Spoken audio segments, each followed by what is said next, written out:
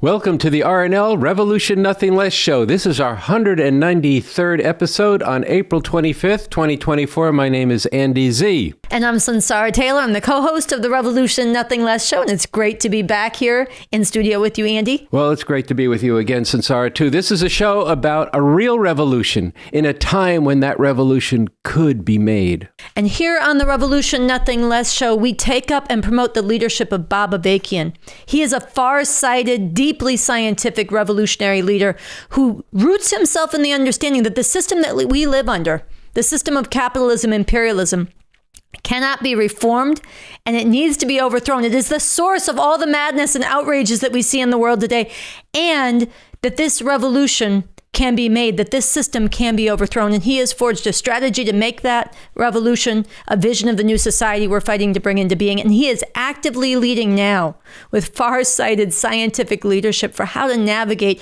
and ripen and seize on what could be an opening for revolution coming soon.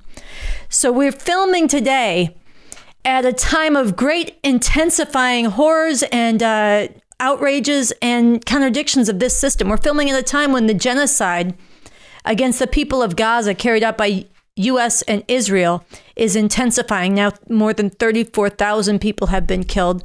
A man-made enforced famine is afflicting 2.3 million Palestinians trapped in Gaza. This is a nightmare. We're filming at a time when the outrageous, brutal crackdown on pro-Palestinian voices, especially on the elite campuses, is intensifying. Mass arrests, suspensions, all kinds of outrages going down against the brave, courageous young people and others speaking up. And we are filming at a time when these students have come back in the face of this repression with such courage and beautiful love for the people of Gaza and defiance to this repression. It's really important. And we're going to be getting into this in our show today. We're also filming at a time in the run-up to Revolutionary Internationalist May Day, and we'll be talking about the important gatherings that the Revcom Corps for the Emancipation of Humanity is hosting around the country to mark May Day and an advance in getting organized for revolution. So these are the themes of our show today. And just picking up, Sunsara, on this, the situation in Gaza, which is the spark, the outrage that's fueling this uprising of the students in this country and around the world, Paris, Italy, all over the world, people are starting to take this up in major ways. I want to point to the danger, potentially imminent danger, of an invasion of Rafah, which is a city on the southern border of Israel and Egypt. It's people, about almost 1.5 million people have been forced into this very small space.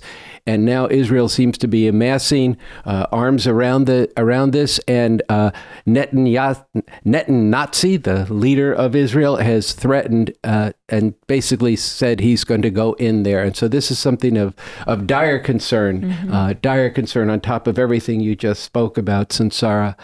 At the same time, if you go to revcom.us, you can read more about this, but also read about the kind of pogrom, which means attack on the civilians of different cities and areas, that's going on in the West Bank of Israel. All of this is on revcom.us, our website. Now, and back to the campuses. Columbia University in New York City, Spark This Often is at the center of the struggle, but it's also going on at Yale, at NYU, New York University, downtown New York, the University of Minnesota, at Cal Berkeley, at Humboldt, the California College up in Northern California. The students, you can see videos, push the police out of a building and then barricaded it.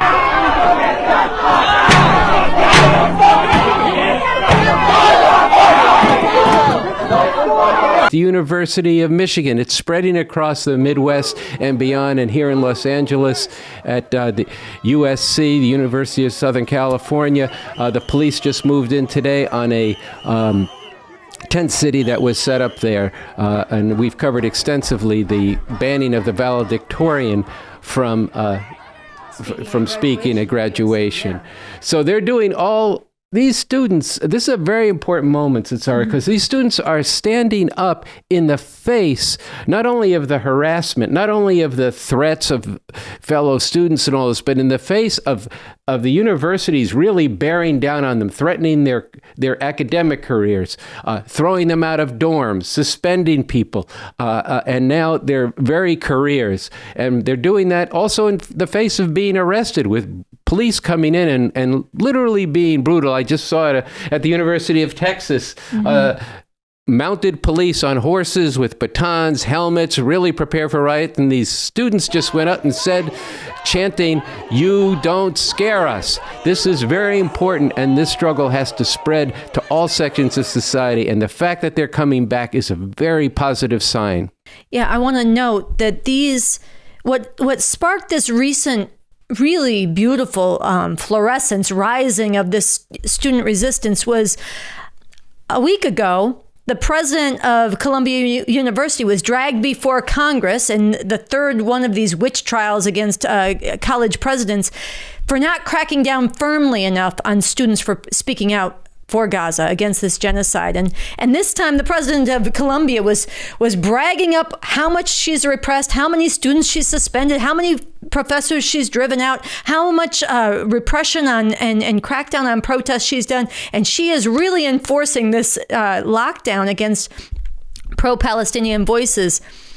But the very day she was there, students at 4 a.m. at Columbia University erected a tent city. It was the only campus at that point that had done so.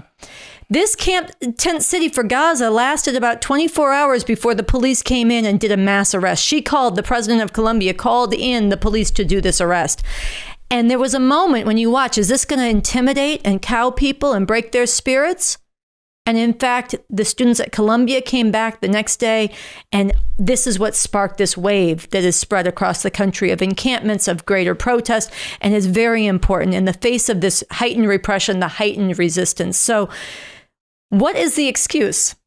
What is the excuse that Congress, that the presidents of these universities are using to call in the police and crack down at these protests?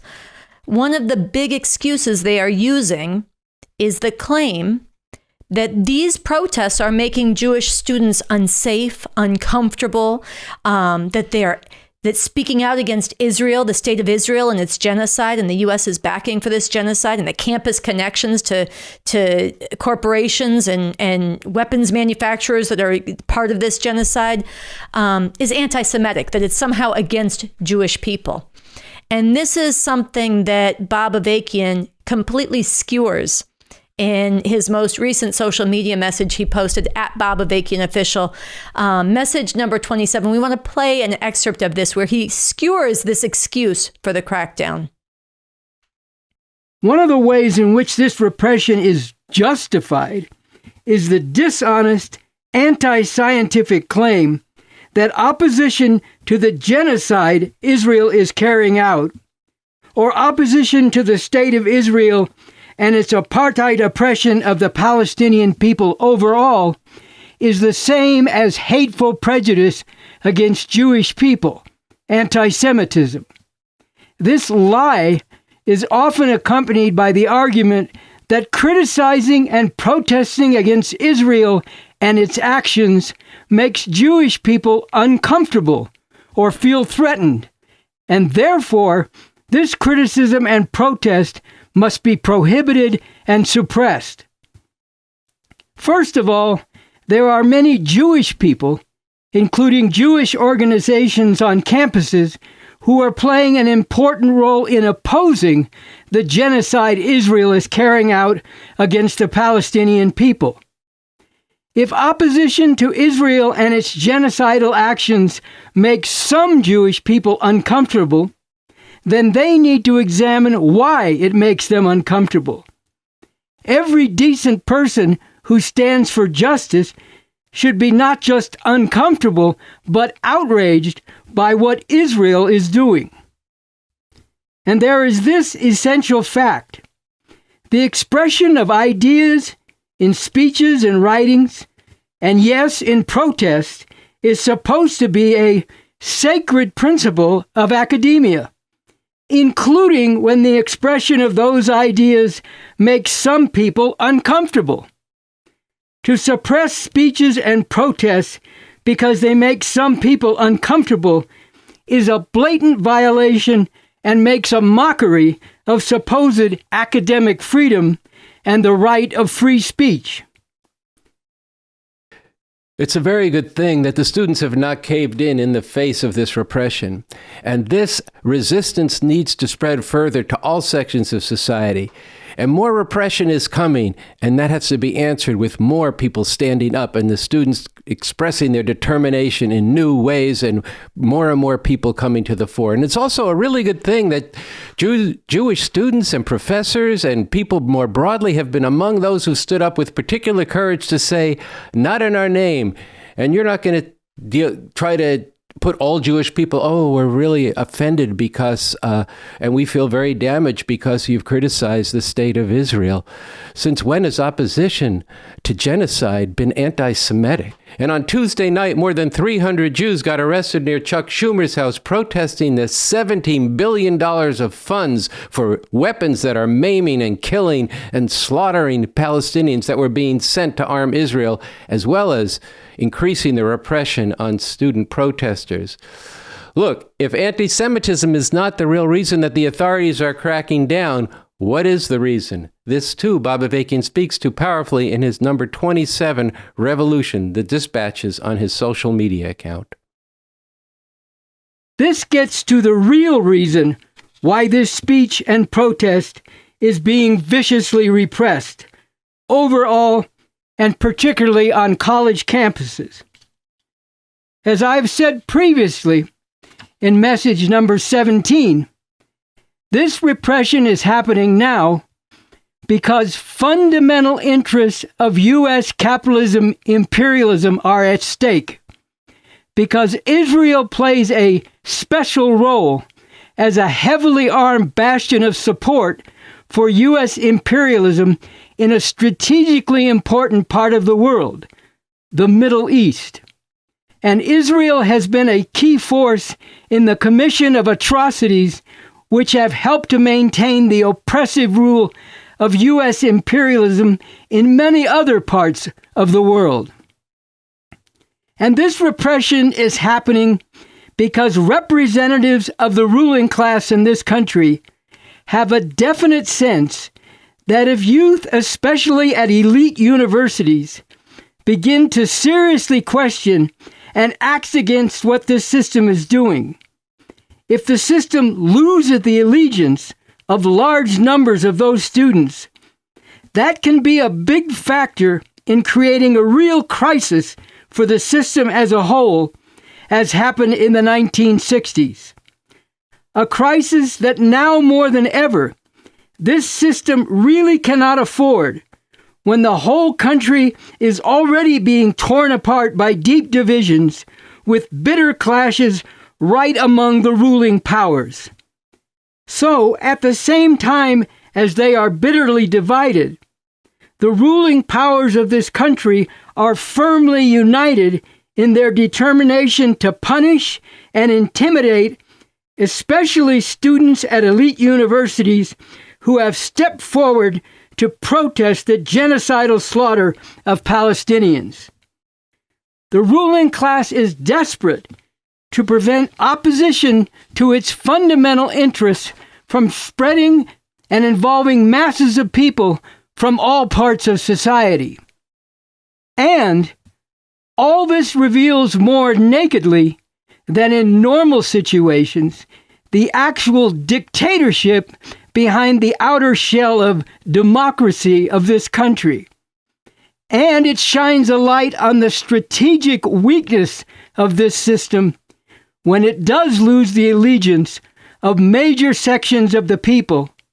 And this has the potential to spread to all parts of society, including among the dominant institutions of this system.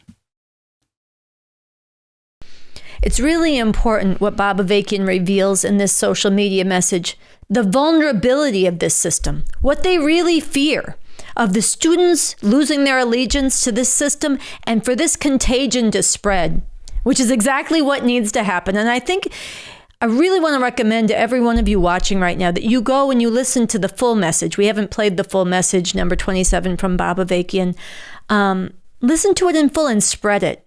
You heard a lot of it, but he also then goes into and shares from his own experience in the free speech movement at Berkeley back in 1964, the shape that took, what the impression it put on him, but also another layer on how the claim of freedom and democracy, freedom of speech and academic freedom under this system is a lie and a cover, as is being revealed right now, for a brutal capitalist imperialist dictatorship. The truth of that people need to understand. BA gets into this. He also exposes and brings alive how this experience of the free speech movement that he was part of, what he's come to understand about this system and the kind of revolution we need, has informed the Constitution for the New Socialist Republic in North America that he's authored.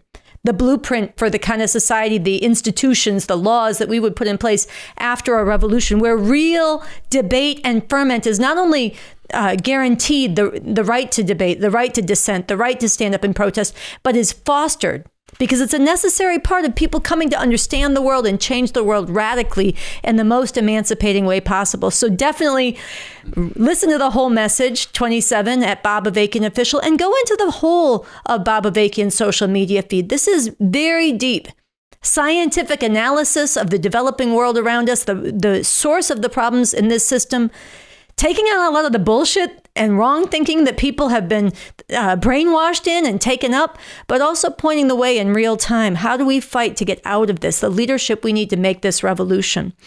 There's one other thing I also want to recommend while I'm on this theme, with so many people standing up, so many people asking questions, so many people watching it and starting to wonder what's going on. It is really important both to spread Bob Avakian's social media messages, but also we have this beautiful new pamphlet that is published by the Bob Avakian Institute called Israel and Palestine, the Middle East and U.S. Imperialism, the Revolution Humanity Needs. And this is a compilation of writings from Bob Avakian over the last couple of decades about exactly this, the Middle East, Israel, Palestine, the revolution that humanity needs. And it includes stuff that he's written recently about this recent genocide, as well as going back for some time. And it provides a grounding. And, people are wondering why, even in the face of all this protest, why doesn't Biden listen? Why won't he back off of this? It's so obviously cruel and vindictive and genocidal what's happening. Why do they persist? This and so much more BA gets into. And I was... just as one experience, I was out at the LA Book Festival here in Los Angeles over this past weekend, where it was actually at USC, University of Southern California, the site of one of these protests, encampments right now that's being cracked down on by police, the site of where the school canceled their own valedictorian speaker because she had spoken up from speaking at graduation because she had spoken out against the genocide in Gaza. And this school was hosting a festival of books, an exchange of ideas, and yet they had carried out this crackdown. So we went out to protest that, but as part of that, we were spreading this pamphlet, and I believe 176 people out of the crowd made a donation to get a copy of this to try to understand, why is this happening? And there's an appetite, there's a hunger to understand this. If you're watching, get your hands on it at revcom.us, but also run it off and take it out to people all throughout society. This is really filling a great need. 176 copies. That's good. That's just a beginning. Look, listen, I just read this thing all the way through, and I've read many of the things before, but this compilation, don't think you know what's in here until you've read it and read it again. It's really wide-ranging and goes to the root of not just the role of Israel, which it does do, but into the rise of Islamic fundamentalism, the rise of fundamentalism in the world, the role of women in relationship to all. This is a really deep understanding of the problem the people of the world face right now, and then what people need to break with, and the solution. And just speaking of solutions,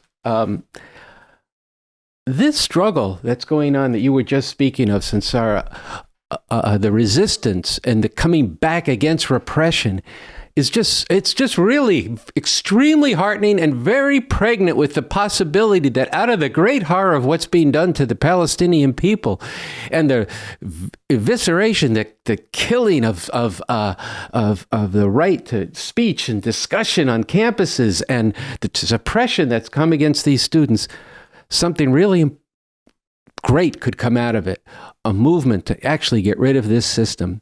Now, there's three things that we need to do here. Number one, the protests and opposition to the genocidal war against the people of Palestine has to go to a whole other level now. We cannot allow this to continue to go down the way it is. We need to see the streets really filled on this question.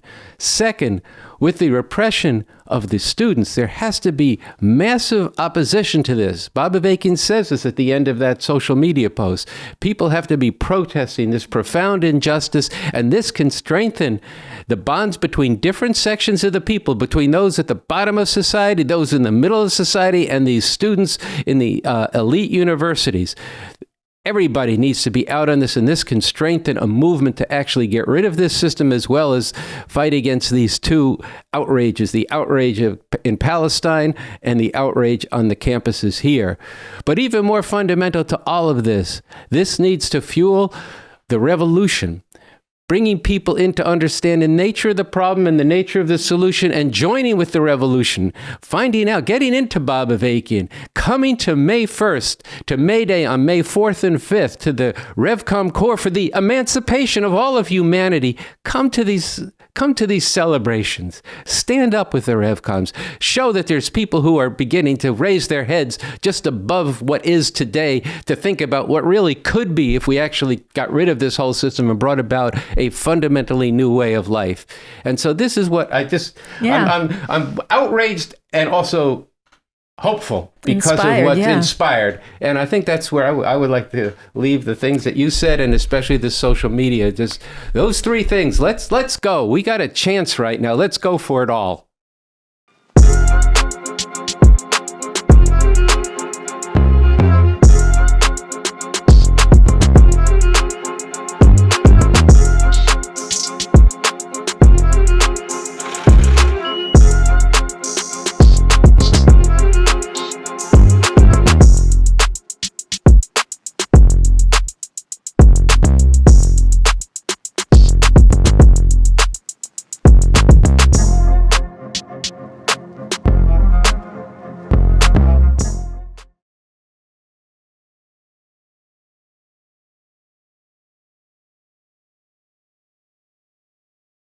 I'm here with Michelle Xai, a leader of the Revcom Corps for the Emancipation of Humanity, to talk about Revolutionary Internationalist May Day 2024. How are you, Michelle? Good.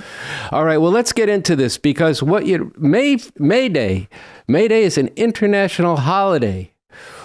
All over the world, people stand up against the powers that be. And we're bringing to that a revolutionary internationalist understanding and message. So why don't we get into, for the new viewers who've not ever heard of this before, and what we're planning to do this year, as well as those who've been out working with us over these last weeks to build this, the celebrations that we're going to be having on May 1st and on May 4th and 5th. Yeah, so this May Day, look, in a time when things are, really intense, you're seeing what's happening, what we've been talking about in the show today, right? There's genocide in Palestine, right? The continuing destruction of the environment. This is all a system of capitalism, imperialism that cannot be reformed. And this May Day, we're getting out into the streets and we are saying we demand revolution for a whole new way to live in a fundamentally different system, and stop the U.S.-Israeli genocide of Palestinians now. Stop this system of capitalism, imperialism from stealing our future. We're going to come together. We're going to hit the streets. We're going to manifest these slogans. And we're also going to come together in picnics and celebrations. I know here in Los Angeles, in New York City, people are going to come together and get deeper into this revolution, what time it is and what opportunities, what opportunities to make a real revolution and emancipate humanity. I think it's worth reflecting on those slogans. People can't go on like this. You witness this genocide. I mean, this is unbelievable. And yet it's completely believable when you just see the system of capitalism, imperialism, what it has done to the people over the whole world for generations now. And there's a chance to stop this. And, you were reading the second slogan where people are really in motion. The first part of our show talked about that around Gaza. But stop capitalism, imperialism from stealing our future. This is just like... It's just sitting right there, the danger of war, the danger of environmental devastation. So you've been going out here in Los Angeles. We've been going into a neighborhood in South Central Los Angeles. We've been going out to college campuses, and we've been making the argument for people to come out to this. But now we're getting down to the last 10 days before May 4th, 5th, and only a week really till May Day itself, even less than a week. So since there's a trial in the news these days of that fascist pig, Donald Trump, what's your closing argument for people to come to May 1st and May 4th and 5th? Well, look, it's everything that we've been talking about in the whole of this episode, right? You see the intensification of what's happening, with this genocide in Palestine. You also see the bravery of these students that are getting out in the streets and are not backing down in the face of all of this repression, that are rightfully saying, stop murdering these people, stop this genocide, right? And this, a lot of people don't see that this is a big problem in the hands of these people that are ruling over this system, right? And Bob Avakian sees it. We, the Revcoms, see it. We're calling on you to let's go to work and act on these weaknesses that these rulers have.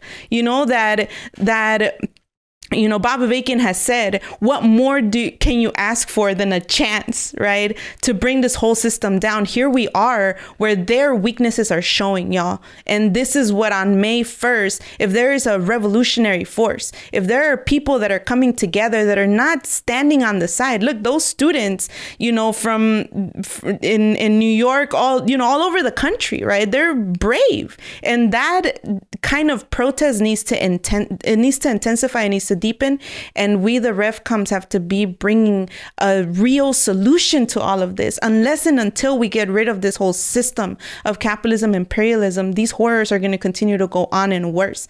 But here we are in this moment when if there is a force that's getting out in society, in this time, think about that on May Day, saying we need and we demand a revolution and a whole new way to live in a fundamentally different system. And we have a strategy and we're acting on that strategy, fighting the power and transforming the people for revolution. Yeah, I think this is an important point you're making, including about the students. I want to come at it from both sides there. One, we've been doing a lot of work in South Central Los Angeles. What are you saying and what are people saying to you, people who are really catching the hardest hell, about about the situation in Gaza and about the repression that's coming down against the students? What are we saying to them in terms of May 1st and the need for and the demand for a whole different way to live, a fundamentally different system? So on May 5th, we're actually going to have our march in a neighborhood in South Central Los Angeles where there is a lot of these basic people, right?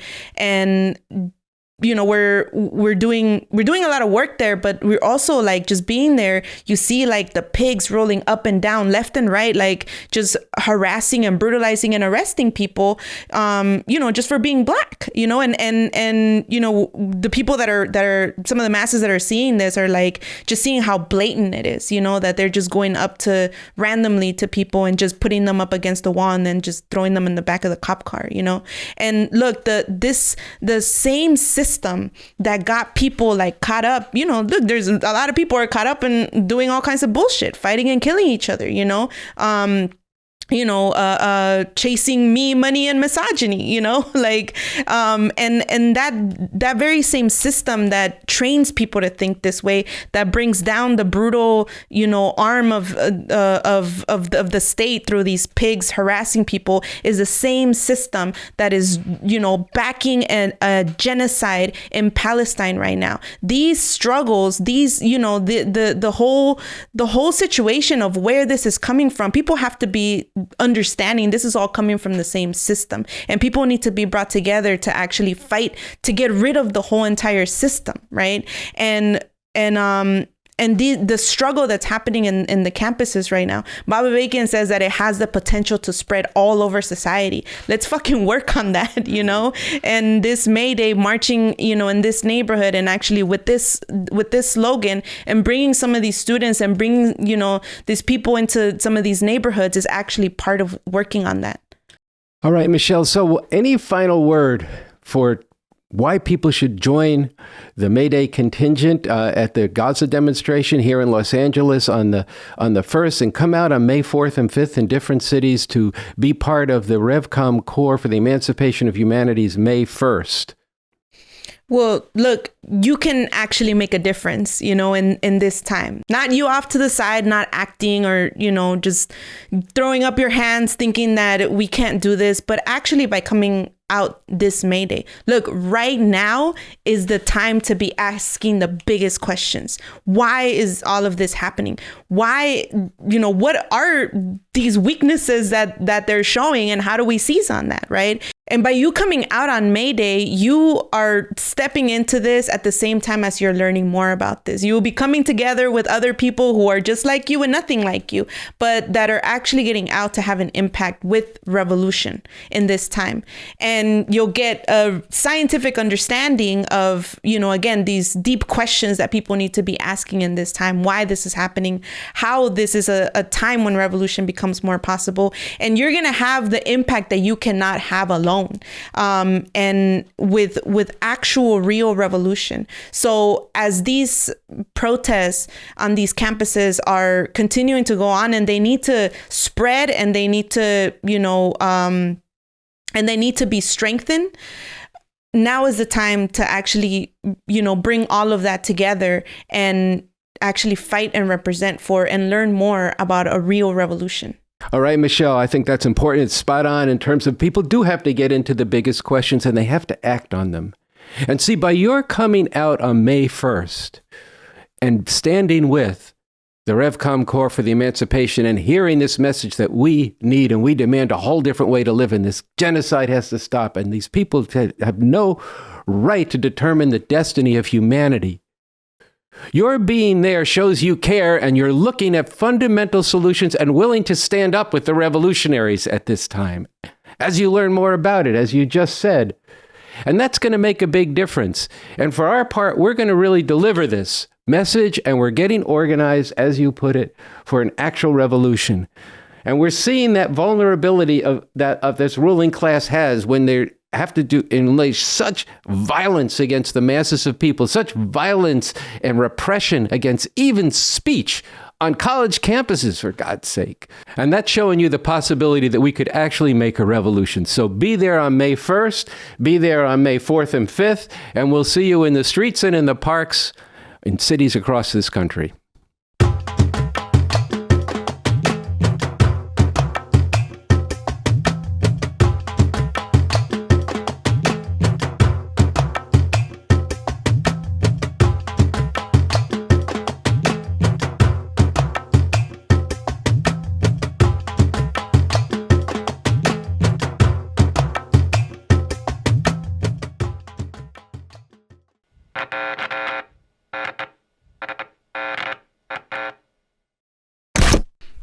All right, we have been talking about this horrific genocide that the U.S. is backing and Israel is carrying out against the people of Gaza, the people of Palestine. And I'm really happy to have with us here today Alan Goodman, who is a writer for Revcom.us. He's been covering this, and he's been involved in the struggle against the oppression and terror that's been inflicted on the people of Palestine for many years as part of this movement for revolution. Back in 2008, 2009, he traveled to Egypt with others from around the world to break what was then a blockade being imposed on Gaza, following another one of these horrific, violent assaults on Gaza from Israel with over 1,000 casualties at that point.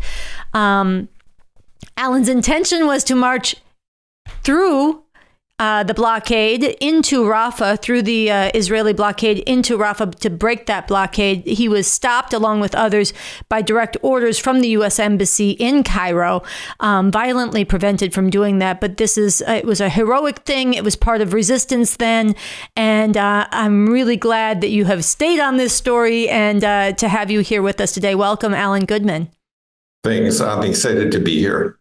Listen, for a lot of people who have been watching this, their hearts are ripped out of their chests, just the cruelty, the horror of what's unfolding there. But it's also gone on for quite some time. And I think it would be important and helpful for you to bring alive, what does this look like on the ground right now for the people in Gaza? What's day-to-day life and conditions like more than 6 months into this war?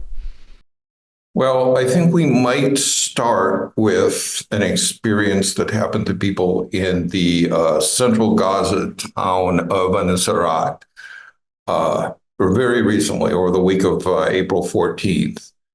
The basic situation is that over half the population of Gaza, through their homes being destroyed, their access to food being destroyed, their access to medical care being destroyed, have been driven from their homes. Their homes are in ruins.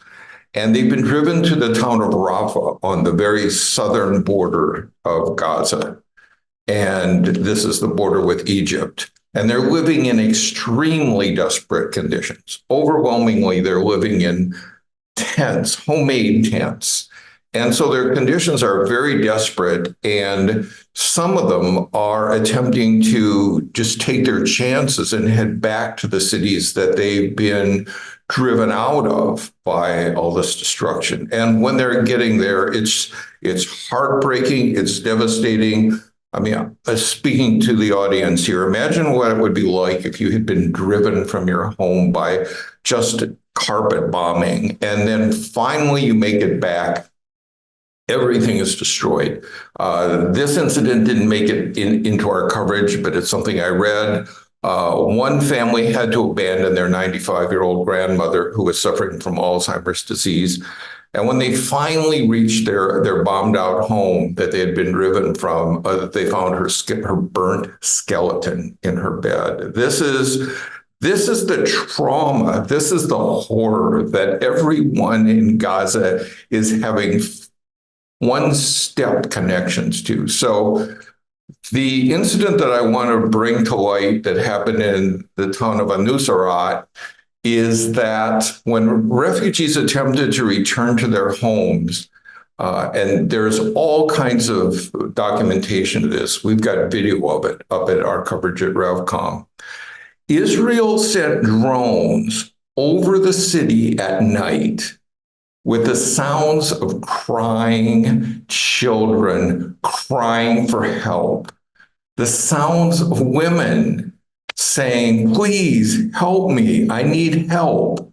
And when people who cared emerged from where they were sheltering, the Israeli drones fired on them. This is so many levels, Sunsara, of just barbarity. And it does point to what this so-called war is all about. This is not a war. This is a genocidal slaughter aimed at killing off, driving out, and crushing the Palestinian people in Gaza. And maybe if we have a minute in this discussion, we can talk about what's happening in the West Bank, which is approaching these levels as well. But this kind of depravity tells you what this is all about. This tells you what the United States government is supporting. You think they don't know that these drones are, you think the CIA doesn't know that these drones are being used for this kind of sadistic, depraved torture of people to lure them out of their houses? And then they're going to tell you, oh, we were targeting some terrorists, but, they're hiding behind the civilian population. You can look at incident after incident, and you can see that the target of this genocide is the Palestinian people.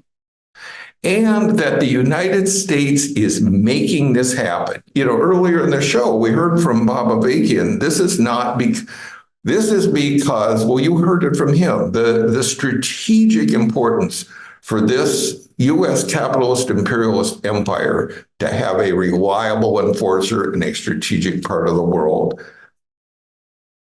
Okay, so there's two things. First of all, it's harrowing.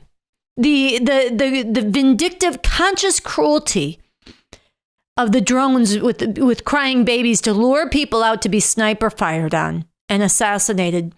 The cruelty that you're describing, all of this dimension, and it does reveal this is a conscious genocide. This is not collateral damage. This is intentional. This is targeting civilians.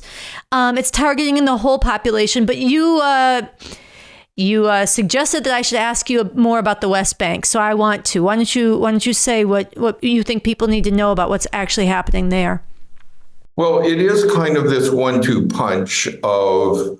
I think that maybe it's helpful to describe this for our audience in the kind of reference that we have had in this country. What typically happens is a rumor starts to spread, or something happens. In one case, an Israeli Jewish shepherd boy disappeared.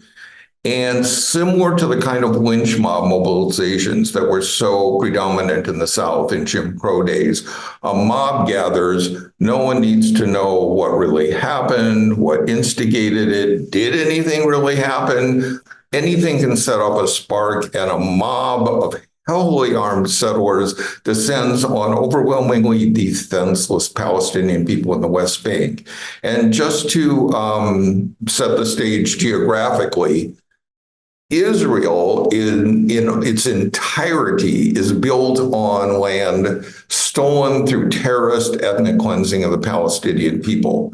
But in the first stage of that ethnic cleansing, the area to the West Bank of the Jordan River on the east edge of Israel, away from the Mediterranean Sea, was set aside for Palestinians, as was the Gaza Strip. So these two areas were then occupied by war illegally by Israel. So that's why the West Bank is referred to as the occupied territory.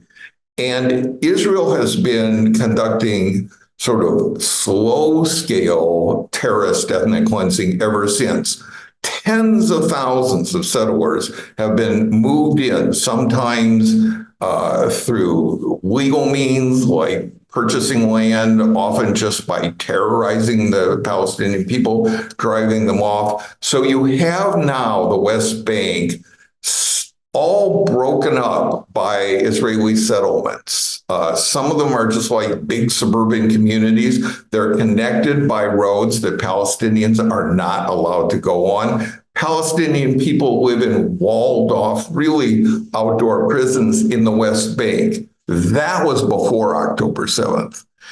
After October 7th, even the relative, and I say relative, ability of Palestinian people to lead lives, to grow food, to engage in social events, to have shops, has been targeted with an escalating and furious rampage by Israeli settlers and the Israeli military. So the settler terror now is so pervasive that a woman who was interviewed that we quoted in our coverage at Revcoms said, there is no place in the West Bank safe from the settlers. Mm-hmm. So you put one and one together here. There is no place within the entirety of historic Palestine that is safe for a Palestinian person. And this is escalating.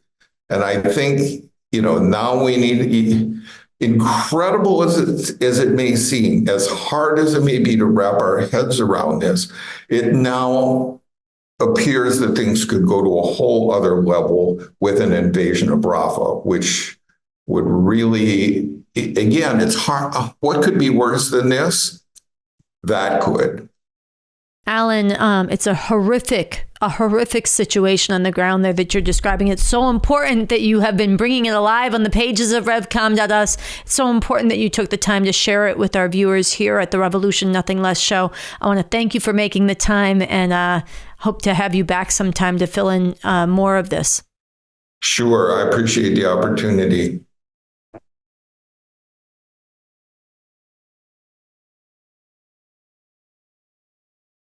All right, Sunsara, that brings us to the end of this 193rd episode on the 25th of April, just 6 days away from May 1st, and about 8 to 10 days away from the celebrations on the weekend that we're going to be having for Revolutionary Internationalists May 1st. Now, there is so much happening that we were not able to, so many outrages happening. I mean, around abortion rights, around the climate crisis, so much more that's happening that we have not had the chance to cover in today's show. So I want to recommend to you to go to revcom.us, our website, to definitely follow at Bob Avakian Official on all your social media platforms. He's speaking to big questions. Also, questions of basketball, human nature, big overarching questions that people have about the revolution and why things are the way they are. Definitely follow that. And one other thing I want to plug before we sign off tonight is this coming Sunday, April 28th at 2 p.m. Pacific, 5 p.m. Eastern, we are doing a nationwide fundraising Zoom to raise the funds necessary for the organizing for Revolutionary Internationalist May Day and for the movement for revolution overall going forward. It should be a really great live stream. Gather your friends, gather family, tune in together, and get ready to make a donation and to call on your friends and people that you are meeting with this revolution to also donate. And we've set a goal of $10,000. That's to put on May 1st in the different cities around the country. And it also includes sending somebody to New York City from Los Angeles to help really push the struggle forward there for revolution and the struggle around the resistance to the suppression of the students and in support of the people of Palestine. So this Sunday, Very important. 2 p.m. Pacific, 5 p.m. Eastern, 4 p.m. Central. Tune in here on this channel. And with that, anything else? Yeah, I want to just be there on May 1st in the different cities, and especially come out on May 4th and May 5th to the Internationalist Revolutionary May Day celebrations that the Revcom Corps for the Emancipation of Humanity is doing. Stand up and be counted. All right, we'll see you back here next week. Same time, same channel. We'll see you then.